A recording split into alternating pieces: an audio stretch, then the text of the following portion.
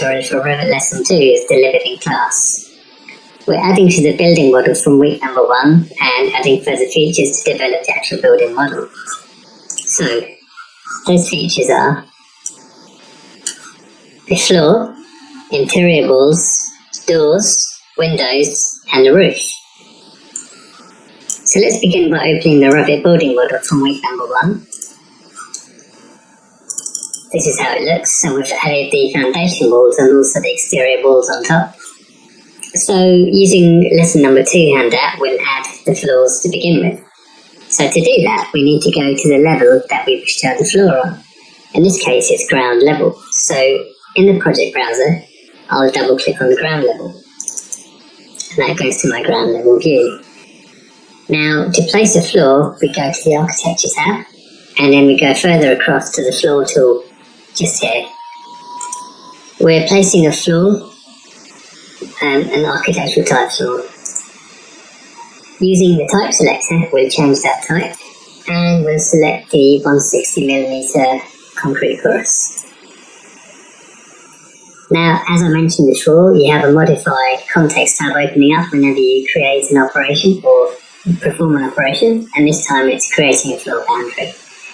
So the options are boundary line, so that needs to be selected, which it already is. There are options to draw the line manually or use a series of shapes, or as we used before, using the pick lines option, which allows us to pick existing lines. So we'll select this option just here. We're not setting an offset, we're leaving that as 0. All we're simply doing is using the mouse, we'll click on the inside of the existing walls of the building. So if I click on the top one to begin with, that actually draws a sketch line which is indicated by a pink line. The first sketch line that you pick on has 2 lines either side of it.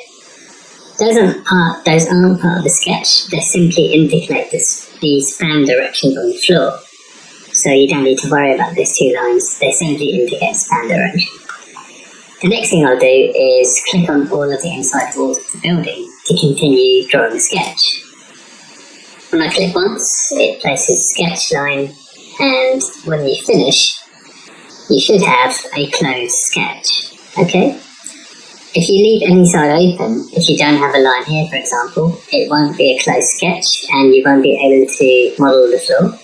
Alternatively, if you double over a line itself, if you have lines going over themselves, that won't form a closed sketch and you'll have an error message. So ensure that you've just got one set of lines drawn and not doubling up or not leaving any gaps, and that they're all close together to form one continuous loop, which these ones do.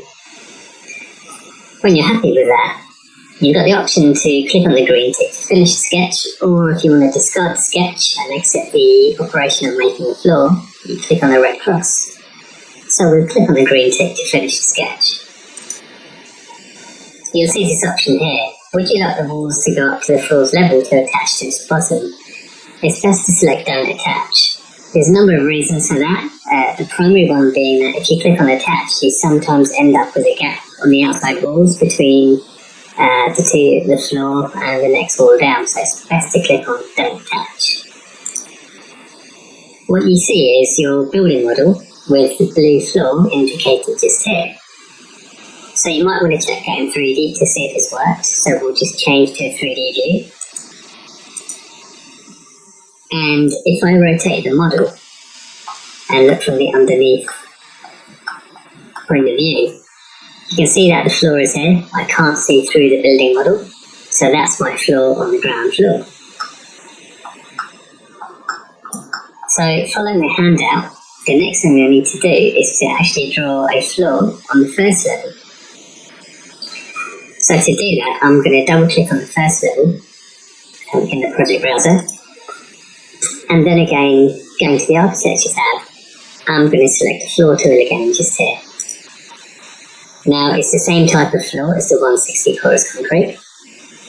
This time, I'm not going to use the pick lines option, I'm going to manually draw a sketch. So my option is to use the line tool just here, because that shape of the floor on the first level is slightly different to that one on the ground level. So I'll click on the line tool. This way I can draw the sketch manually. So this part is also like drawing the sketch in AutoCAD. So to begin with, I'll go to the top right corner of the building. I'll zoom in slightly, and I'll pick the inside endpoint just here. The floor should be in the inside of the building. If you draw it to the outside, you'll see the thickness through the walls, which is not ideal. So draw it on the inside just here. So I'll click on that endpoint, and as you can see, a line starts appearing, representing my sketch. What I'm doing with this line is dragging the mouse vertically downwards, so that I'm vertical, and then I'm typing in the distance as indicated on my handout. And this instance is 13,800. When I'm happy with that, I'll press on enter. Notice that the sketch line does actually go past the building. This is because that part here on the floor would form a balcony, so that's purposely going past to form a balcony. Now the next sketch line needs to go left horizontally, and the distance should be 5,400. It should actually line up with the inside line of this wall here. So if your distance isn't quite the same, it's not a big deal, as long as it lines up with the inside line just there. If you have it too far short, you'll have a gap, or the floor will go past. So make sure it lines up. Okay, so now I can go vertically to the inside endpoint, just here on the building. So I'm continuing to draw my sketch. The next position is horizontally towards the left. I'm not going all the way to the end. I'm simply typing in the distance required, which is 2,000, and pressing enter. The next line should be vertical, and it should go to the inside of the wall along the top of my building. So I'll click on the inside point. And finally, the last line should connect to the start point of the entire sketch, which was the top right corner. So I'll simply click on the end point to finish the sketch. That sketch is finished, and it's a closed loop without any extra lines. I'm happy with that. So I'll click on the green tick to finish that sketch. And there you can see the finished floor on the first level. I just go to the 3D view and check that's worked. Okay, and you can see the floor there. Note that you can actually change the level the floor's on. So if you've made a mistake, you might have drawn that on the ground level or placed it too high. It's very easy to change the level some components drawn on in Revit. If you select it in the properties window, you can change the level that it's positioned on. So you can see here it's correctly on the first level, but I could drop that down to the ground floor. And you can see it jump down. But it needs to be on the first level, so I'll just ensure that it's there. So that's correct. So the next process is to add interior walls. So we'll do those on the ground floor to begin with.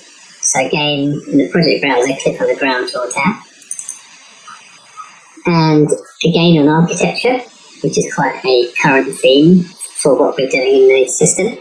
We're picking on the wall tab, the wall button just here. And this time we're selecting a wall which is an interior type. So we'll use the drop down here on the type selector. And the one we want is wall interior 12p 100 BOK. It's quite a long-winded name, so I might just type in 12p and see what comes up. And that one appears just here, which is correct for my type, so I'll select it from the type selector. Okay, now the options are, on the height, I'm going up to the first level. So I'm currently on ground, and I want these walls to attach to the first level, so I'll select first level for the drop down. The location for this location line, I'm going to change it to finish face interior. Now, the option for chain, I'm going to unselect. I simply want one wall to start with, so I'll make sure that's unselected for chain. And the rest of the options are fine, so I'll leave those as is. So what I'm doing is I'm drawing a wall that goes from the top here, all the way through vertically down to the bottom. So I'm starting somewhere at the top and drawing it vertically down. So I don't wish to start at this point, but I wish to start at a distance away from that point. So what I can do is move to this endpoint. Without clicking, I'm simply going to follow the cursor along the wall. And you'll see a dimension appear. Now, what I'm going to do is set that dimension to be as required in my handout, which is 4,200 millimeters. So 4,200 just there. When I press enter, that actually sets the start point of that wall. So that started with that distance away from this endpoint just here. So that's the start point of my wall. Now this needs to go vertically down, and it needs to connect to the wall just at the bottom here. It doesn't matter, as I mentioned before, if you click on the center, the finished face interior, or the exterior, because it will automatically join and create a union just there. Okay, when I'm happy with that, I'll just press modify. So there's a nice junction there. So that's an interior wall that we've placed. So following the handout, I'll create another couple of walls in this section here, which will form, for example, a downstairs bathroom. So again, the same type of wall. And setting my dimension to go across. Notice that when you move the mouse across it, it will reference different positions. Okay, so try and get it as close as you can. It's not a problem if it's referencing the wrong position. It's easy to change dimensions. I'll show you how I can do that later. So let's just get it started somewhere along here. I'll go down, and this dimension is 1500. Enter. And I'll go to the right and connect it to this wall here. Finally, I'll click on modify to finish drawing more walls. So I need to just double check that these dimensions are correct. So if I click on this segment of vertical wall, this horizontal dimension appears. So this one should be 2000. So what I will do is click once, override that value and type in 2000. I'll do the same thing by clicking on this horizontal segment, and I'll override this dimension, and this should be 1500. So it's very easy to change the position of walls by overriding the dimensions, or you can even click and drag and reposition a wall by following the dimension changing as you drag the wall across. So the final wall of the ground level should go across here somewhere. The exact position is your choice, it doesn't exactly matter, but as long as you've got it somewhere along here. So again, the same settings. I might just line this one up with the next one and just draw it across there. So that's on the ground floor. And I'll do the same thing and add interior walls on the first level. So a different configuration of rooms on the first level. So I'll double click on the first level in the project browser. And you can currently see there's no walls drawn on the inside. So I'll select the wall tool. Exactly the same settings. This time the height is going from first level up to roof. So make sure roof is selected. And again, I'll draw a wall going down from the top. So that will be my start point. As the wall on the ground level. That's in the same position. And then I'll draw a series of walls to create my rooms, following the handout.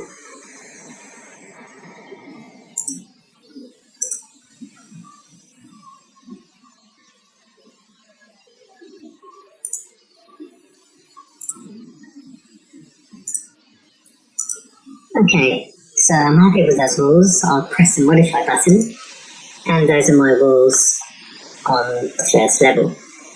If you notice the difference between the ground level, the walls on the ground level and the walls on the first level, is these appear shaded, whilst those on the ground level appear hatched. This is simply down to a G setting. It's actually the detail level of the view. So if I go to first level, on my view control bar at the bottom, the first icon for detail level is currently set to coarse. I'll change that to fine, and that way you can see the hatching on the walls, which represents what you see in your handout. So the next process is to place doors in the model.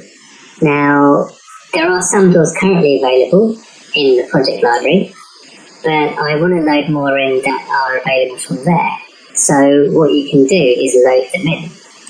Revit has some types available in the type selector, but there are more available in the project family by loading them in.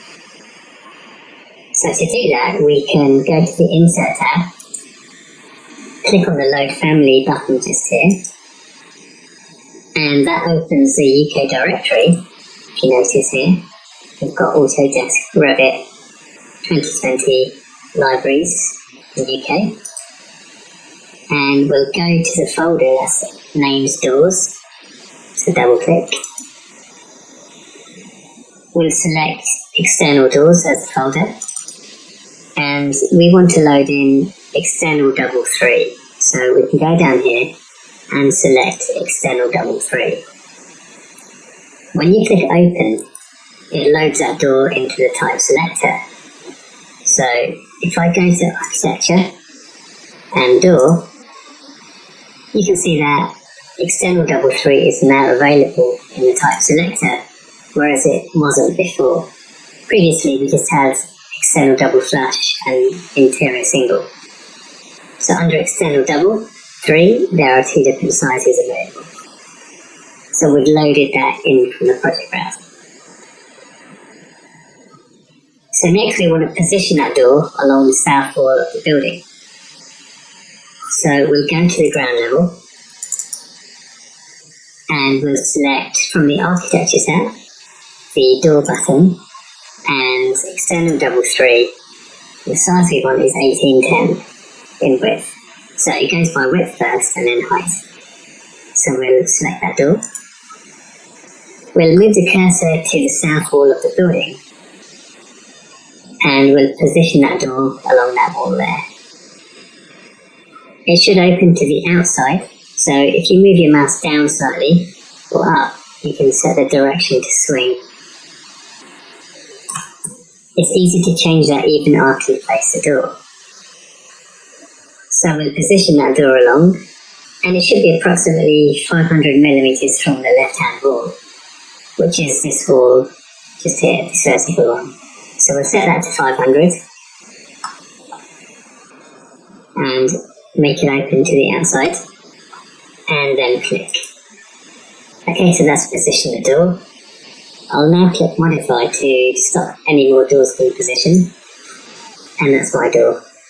If I wanted to change that position, I could select the door, click on one of the dimension values, and override that. And that moves the door along. I change it back to 500.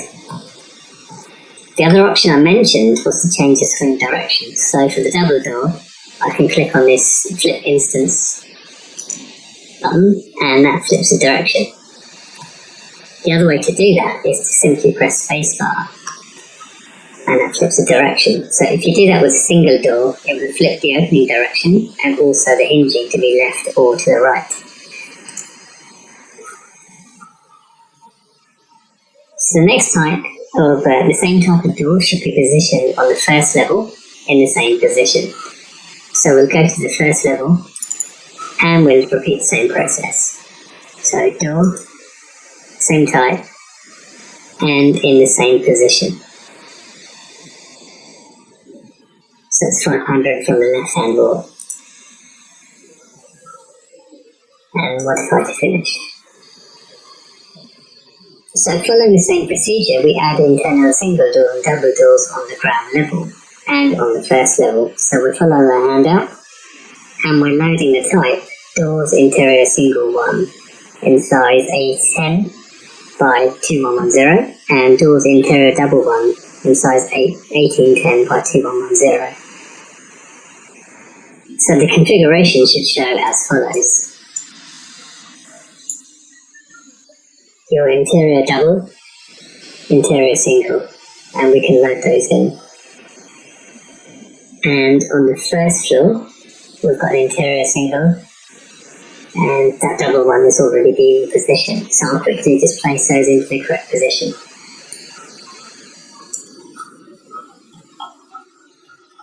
So first we load them in from the project browser. So I'm going to Door, and I'll check they're available in the type selector. So what I want to do is go to Load, and I will select Interior Single 1.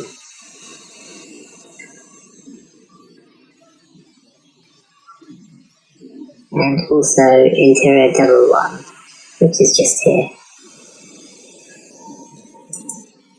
And open. Interior singles is currently already available in type selector, so that doesn't need to be changed. So following the handout, I'll just position those. So on the ground level, one door,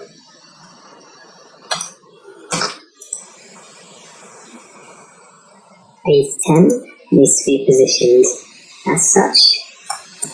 You can press spacebar at the same time as positioning in it, and that changes swing direction or the hinging. And click. The exact position's up to you, doesn't really matter. And across this wall I want a double door, so let's change that to interior double at 1810 and position that so it's in the centre of that room, along that wall. Okay, so we'll do that on the first level as well. So I'll select door, interior single 810, and one of the doors is going here.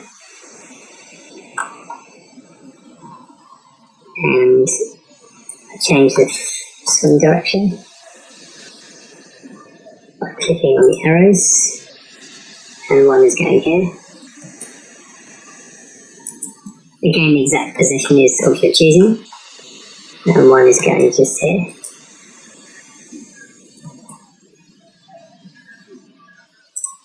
And the last one just here.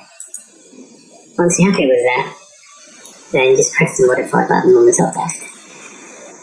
So there's all the doors in the project list. The next thing we'll do is add windows to the model. Now, windows can be added either in an elevation view and also in a plan view, so you can add them in both types of view. With doors, they can only be added in a plan view. So what we're going to do is go to the ground level, and you can see we're going to add these windows along this wall here. So we're going to first add them in an elevation view, so we'll go to the north elevation. Here we are. We're going to position 3 windows along this elevation, and they're going to follow in a diagonally upwards direction. Reason being is when we place stairs, the windows are going to be following along at the top. So this time we have got the north elevation open. We're going to load in wall windows single plane and 910 by 910. So this time under architecture we'll select window, and wall single plane 910 by 910 is already there, so that's fine. You can see wall window single plane. But what we want to do is actually edit that type and make a new type of window with a different size. So the size we want currently isn't available. So what we want to do is go to edit type and make our own type of window. So once the window is selected here in the type selector, click on edit type, and that opens up the type properties dialog box here. So there's lots of different parameters controlling the size of the window and the materials. And what we need to do is create a new type. So we're not changing the original, we want to actually make a copy. So what we need to do is click on duplicate. That's the same as clicking on save as when you're saving the file. You can create a copy based on the original but with a different name. We're doing the same thing. So duplicate. When you see the name box appear here, call it a name that corresponds to the size you're going to give it. So we are going to make it 455 and the height is 910. So it's the width followed by the height. So 455 is 455 is going to be our width. Click on OK when you're happy with that. When you've done that, you'll notice that we've got a new type of window under Window Single Plane, and it's called 455 by 910. So to actually change the dimension value to correspond to the name, where it says width here, I can override that and make it 455. Then click on OK. If you look here, you can see the window is narrower than before, and also there's a type in the type selector that says 455, which is great. So we've made our own type by clicking on Edit Type. You can follow this procedure for any component, so you can do that for doors and also different types of components such as walls as well, so you can make your own type. So the next thing we're doing, following the handout, is placing 3 windows along this north wall. So we start by roughly clicking in this position, 1, and the third one up here.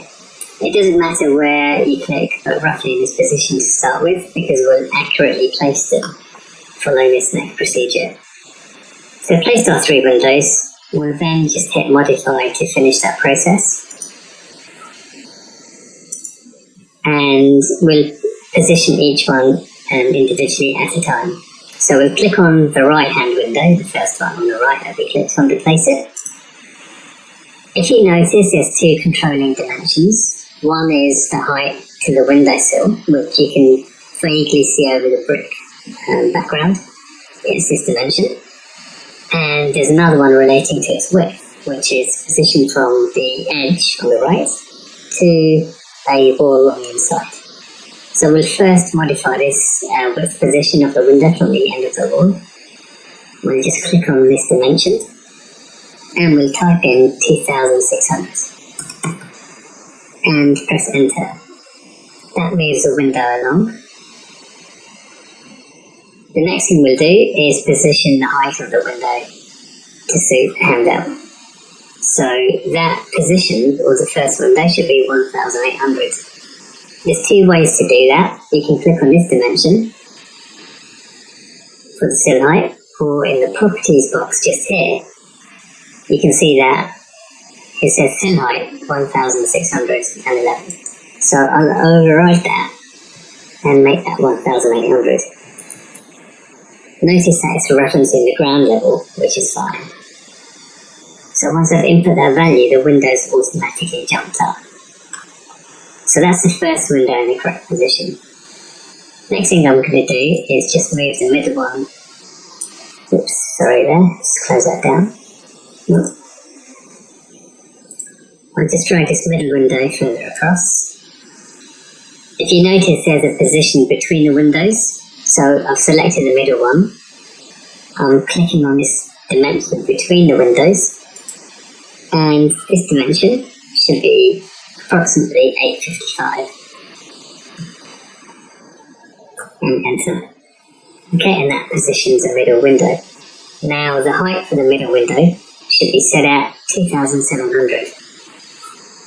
So go to your properties here. Make sure that's referencing the ground level. You can use a drop down to do that. And change the sill height to 2700. And press apply.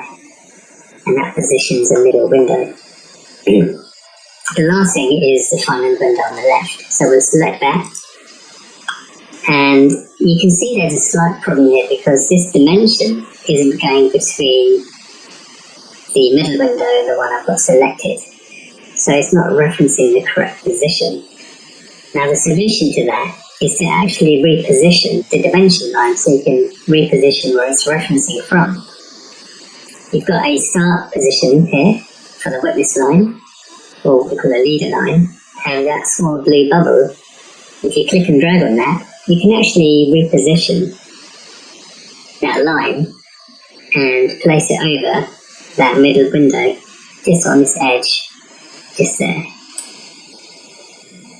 If you can notice, it's actually changed the reference position of that dimension. So now I can go to that and override that value. So you can do that with any dimension, any component positioned with a dimension. Final thing is the sill height for that window. So this time it's also from the ground level. And this final height needs to be 3,600. And apply. There we go. So that's how to position windows using an elevation view. It's a bit more involving than doing it in a plan view, but the advantage is you can set the heights individually as you're going along, and you can see if they conflict with any other components or features on your building on that elevation. So it's also possible to do this on the plan view. So what we're going to do is go to the ground level, ground floor, and we'll use the thin lines option just here. So at the top, above the tabs, and very top of your screen, click on thin lines, and that improves the visibility of the lines on your Revit model. So you won't see too much difference until you start zooming in. The lines appear thinner and easier to identify. So again, under the Architecture tab, we'll select Windows and single pane and 910 by 1210. So 910 width by 1210 height. And ensure the sin height is 900, which it is. And we'll position one of the windows in the room along the north wall. So this small room we've created, we'll just position that roughly in the centre. Okay, so that's its own type of window. And then press modify to escape that. So exercise 3 in handout number 2 is to load a window concept double in size 1360 by 1210 and then position them on the east wall of the building, which is this one here, in the plan view along the length of this wall. Okay, so following the handout, you've got an arrangement for the ground level and also an arrangement for the first level.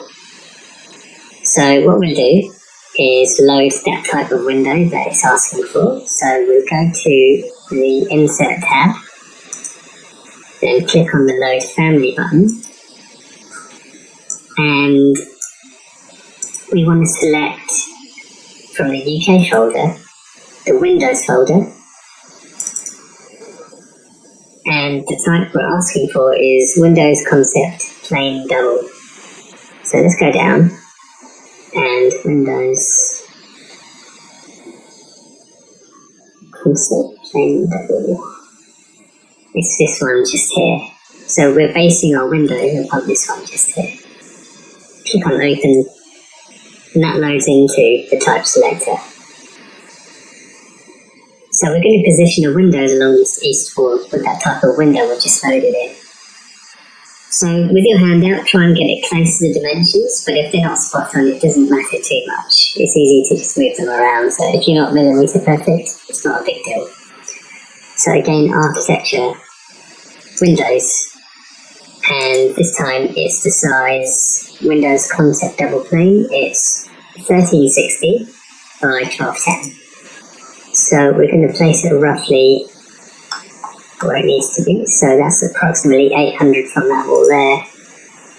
Then approximately 1750 from that next window.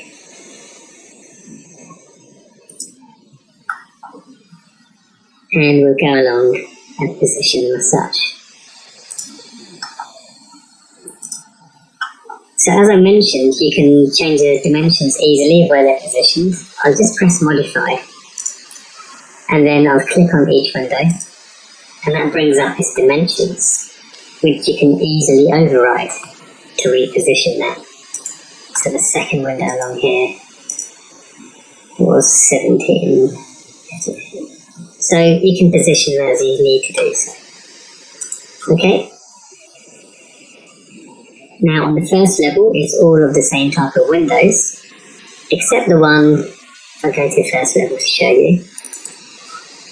It's along the same east wall, except in this small room here, it's a different size. So to get you used to going to editing the type of family, we're going to create a type called Windows Single Plane 680 by 1210. So we go to Window, and we can go to Single Pane, just here, and that loads it in. So we're going to base that new type of window on this one. So we can go to Edit Type, Duplicate, and this one is going to be called 680 by 1210. Okay, so let's give it the corresponding dimension. So the width is going to be 680 and the height is 1210. And then click on OK, which loads it into the type selector, as you can see here. So I can then position that in the room just here. The other window should be positioned over the ones on the ground floor. So they were the concept double, 1360 by 1210. So I'll position them roughly where they need to be, but I'll let you decide exactly. Just for the sake of speeding up this tutorial, I won't get them exactly where they need to be. So that's placing my windows. If I go to my elevation view, and if I go to east, here we go, you can see all of the same type of windows, apart from that individual one that we made, which is 680 in width. I haven't exactly aligned the windows, so you can easily do that by dragging them around in a plan view and lining them up. So it's pretty easy to do that, although it's a little bit time consuming. The final step in this long tutorial is to actually place the roof on top of the building. So that's the final step. So to do that, we need to go to the roof level. So I'll double click on roof in the project browser. And there's a slight problem here because you can't see the building from the roof level. You don't know where to actually draw the roof because the building isn't visible. We need to know where the building is for us to offset the lines or to use that as a template to draw the roof. So it's down to visibility setting. So if you look in the properties window for the roof plan, you can go down here in the properties window. If you scroll down, there's a section that is entitled Underlay. So under that, it says Range Base. Next to that, it says None. That means I'm looking down at nothing below. I can change that None and make it go to first level. And click Apply. When I do that, from the level I'm on, which is roof, I'm looking down at what's on first level. So then I can easily see the outline of the building currently drawn. Okay, so make sure you can set the underlay to look either above or below and at whichever level you want to look at. Okay, so the building's there and I can base my sketch of the walls, of the roof around that. Okay, so we want to select the roof button. So again, we go to Architecture, click on Roof. We're doing a roof by footprint. There's lots of different options, but it's just a roof by footprint. And the type we're going to select is flat for felt. Again, if you're not happy with any of these, you can edit the type and change the parameters. So the options are flat floor felt, I'm on my roof level, boundary line is selected, and this time I use the pick walls option under the draw section just here. You can see that we're on modify and create roof by footprint. So I'll use pick walls. It automatically defaults to that option. What I need to do is put an overhang on the roof. So on the properties button just here, the properties section, I'll set an overhang to be 300. The other option for doing a roof, and this is a mistake that quite often students make, is they don't use the defined slope checkbox correctly. Defined slope means that it slopes from that side of the roof. If you uncheck that, that side doesn't have a slope. If you check it, that side won't have a slope. Two sides of our building need to be sloped. They are this north wall here and this east wall here. So defined slopes checked, the overhang set to 300. We've got the pick walls option and boundary line selected. So I'll move to the north wall and I'll hover the mouse over this wall. If you notice, if you hover in the slightly upwards direction, the overhang is to the outside, or if you go down slightly, it's to the inside. Now obviously it needs to go to the outside, so I'll ensure that the preview shows it on the outside, and I'll click once. It draws a line for the sketch, and also it comes up with a slope angle for that pitch. So let's do the same on the right hand side wall here, so this east wall. I'll overhang that as well to the outside. Now before I carry on, I can adjust these slope angles. They're a bit too much for the size of the building, so I'll press the modify button just here. Then I'll click on this line for the north wall, the north line just here. Once you do that, it comes up with the option to click on the slope angle here, or you can alternatively change it in the properties panel on the left hand side just here. Okay, so there's two ways to change that. Where it says dimensions and slope, you can adjust it there. I find it easier to simply click here, type in our 5 degrees and press enter.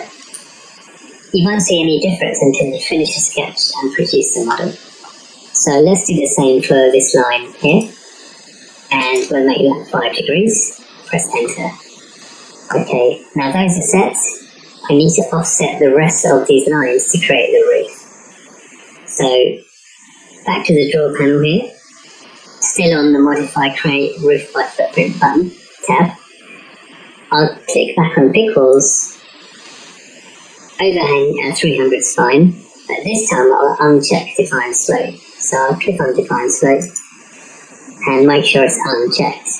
The rest of my lines don't want to be sloped on my roof.